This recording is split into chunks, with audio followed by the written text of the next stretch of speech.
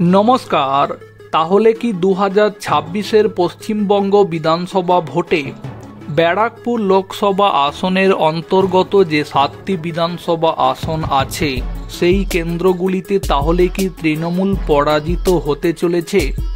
এক্ষেত্রে অনেকে যেটা বলছেন, নির্বাচনটা যদি অন্তত ঠিকঠাকভাবে হয় তাহলে তো ফলাফল এমনই হবে, কিন্তু 2021 সালের পর থেকে পশ্চিমবঙ্গে তৃণমূল সরকারের সময়কালে দেখা গিয়েছে ভোটের দিনে বুথ দখল তো আছেই, তার সাথে যোগ পেয়েছে গণনার দিনে গণনা কারচুপির বিষয়টি। তাই সেক্ষেত্রে এটা যদি হয় তাহলে কি তৃণমূলকে হারানো সম্ভব? 2026-এর পশ্চিমবঙ্গ বিধানসভা ভোটে ব্যারাকপুর অঞ্চলে তৃণমূল পরাজিত হবে।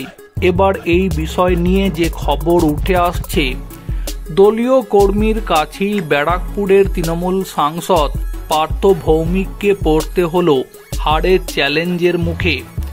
ভাইরাল হওয়া ওই ভিডিওতে এক তৃণমূল কর্মীকে বলতে শোনা যাচ্ছে, জুট মিলগুলো যেভাবে চলছে তাতে করে 2026-এর বিধানসভা নির্বাচনে লোকসভা নির্বাচনের দ্বিগুণ অর্থাৎ 35,000 ভোটে ভাটপাড়াতে হারতে হবে।